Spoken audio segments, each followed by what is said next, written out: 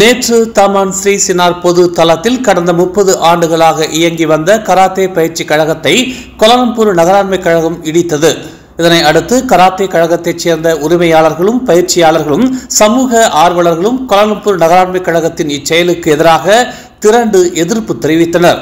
சம்பந்தப்பட்ட பயிற்சி கழகம் கடந்த 30 ஆண்டுகளுக்கு மேலாக பல கராத்தே வீரர்களை உருவாக்கி ஆசிய விளையாட்டுகளில் பதக்கத்தை வென்றுள்ள நிலையில் இது தொடர்பாக விளையாட்டு அமைச்சர் ஹன்னா இயோ தகுந்த விளக்கமளிக்க வேண்டும் என்று சமூக ஆர்வலர்கள் அதிருப்தியை வெளிப்படுத்தினர்.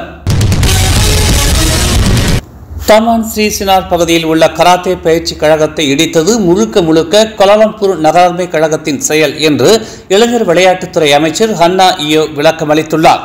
குறிப்பிட்ட சமூகத்திற்கு எதிரான செயலாக இதை வர்ணிக்க வேண்டாம் என்றும் இதுகுறித்து கோலாலம்பூர் நகராண்மை கழகமும் தேசிய நில கட்டுமான நிர்மாணிப்பு துறையினரும் 30 நாட்களுக்கு முன்னமே காலி செய்யும்படி உத்தரவிட்டுள்ளதாகவும் ஹன்னா இயோ தெரிவித்தார். ஆனால் சம்பந்தப்பட்ட தரப்பினர் வழங்கப்பட்ட கால அவகாசத்தை புறக்கணித்த நிலையில் கோலாலம்பூர் நகராண்மை கழகம் இந்நடவடிக்கை மேற்கொண்டுள்ளது என்று அவர் கூறினார்.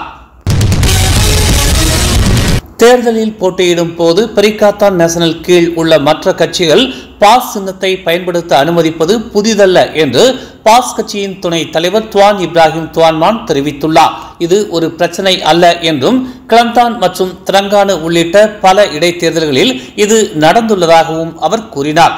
உதாரணமாக பல ஆண்டுகளுக்கு முன்பு மாநில தேர்தலில் மாச்சாங் நாடாளுமன்ற தொகுதியில் போட்டியிட்ட PKR வேட்பாளர் பாஸ் கட்சியின் சின்னத்தை பயன்படுத்தினார் என்று அவர் நினைவூற்றினார்.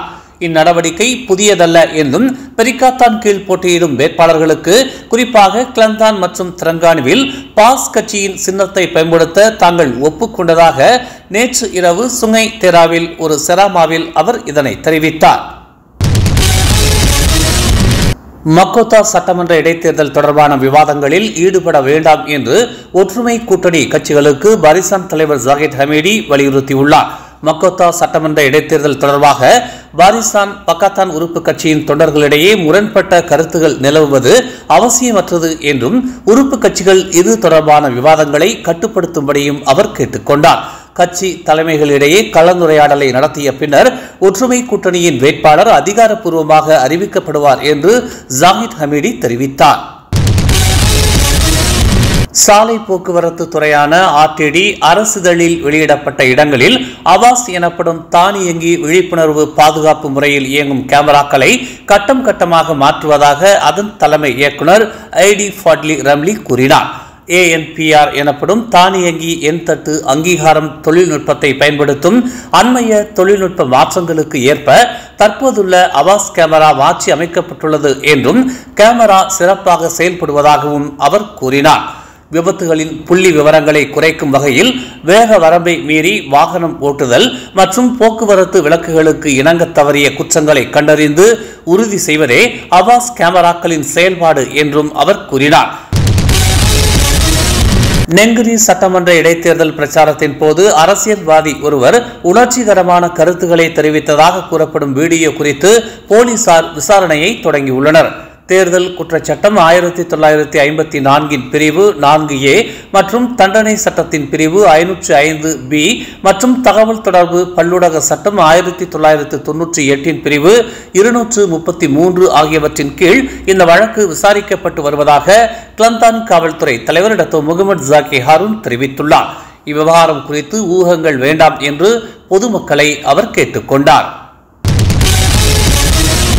போதைப்பொருள் தொடர்பான குற்றங்களுக்காக மாதத்திற்கு குறைந்தது 500 பேர் கைது செய்யப்படுவதை சபா காவல்துறையை நோக்கமாக கொண்டுள்ளதாக மாவட்ட காவல்துறை தலைவர் உதவி ஆணையர் காசிம் மூடா தெரிவித்துள்ளார்.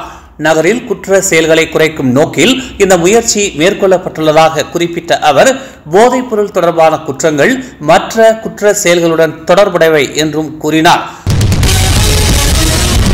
மலேசியாவின் டேட்டா சென்டர் தொழில்துறை 2025 ஆண்டுக்குள் 3.6 பில்லியனை எட்டும் என்று கணிக்கப்பட்டுள்ள நிலையில் எதிர்பார்க்கப்படும் வளர்ச்சிக்கு உள்ளூர் தொழில் நிறுவனங்களை தயார்படுத்துவது முன் எப்போதையும் விட முக்கியமானது என்று தகவல் தொடர்புத்துறை துணை அமைச்சர் தியோனி சின் தெரிவித்துள்ளார். Cloud tech and data centre 2024 மாநாட்டில் பேசிய அவர் இது தொழில்துறையின் வளர்ச்சியை துரிதப்படுத்தும் என்று அவர் கூறினார். 2021 முதல் மார்ச் 2024 வரை மலேசிய முதலீட்டு மேம்பாட்டு ஆணையத்தின் மூலம் 76 பில்லியன் மதிப்புள்ள தரவு மையம் தொடர்பான முதலீடுகள் முதலீடு வர்த்தகம் மற்றும் தொழில்துறை அமைச்சால் அங்கீகரிக்கப்பட்டுள்ளன. இதிலிருந்து அதிகமான தொழில்துறை ஜாம்பவான்கள் டிஜிட்டல் பொருளாதாரத்தில் முதலீடு செய்வதை நாங்கள் காண்கிறோம். மேலும் தற்போதுள்ள பல தரவு மைய ஆபரேட்டர்கள் தங்கள் செயல்பாடுகளை விரிவுபடுத்துகிறார்கள் என்று அவர் செய்தியாளர்கள் மத்தியில் தெரிவித்தார். ஜெர்மன் எலக்ட்ரிக்கல் மற்றும் எலக்ட்ரானிக்ஸ் தொழில் நிறுவனங்களின் முதலீட்டு இடமாக மலேசியா உருவெடுத்துள்ளதாக பிரதமர் டதஸ்ரீ அன்வார் இப்ராஹிம் தெரிவித்துள்ளார். தொழில்துறைக்கான நாட்டின் வலுவான சுற்றுச்சூழல் அமைப்பு ENE துறைகளின் உலகளாவிய மையமாக மலேசியாவை நிலைநிறுத்தியுள்ளது என்று அவர் கூறினார். ஜெர்மனி மற்ற நாடுகளை விட மலேசியாவை அதன் முன்னுரிமையாக தேர்ந்தெடுத்துள்ளதாக அவர் சுட்டிக்காட்டினார்.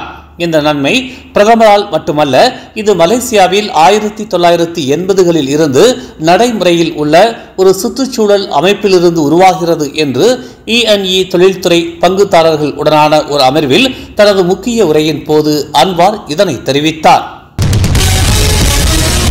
மேலும் செய்திகளை தெரிந்து கொள்ள தமிழ் மலர் நாளிதழை பாருங்கள். எங்களோடு இணைந்திருக்க மலர் டிவியை பதிவு செய்து கொள்ளுங்கள். உறவுகள் மகிழ்ந்திட விருப்பம் மற்றும் பகிர்வு சேவையை கொடுக்கிறீர்கள்.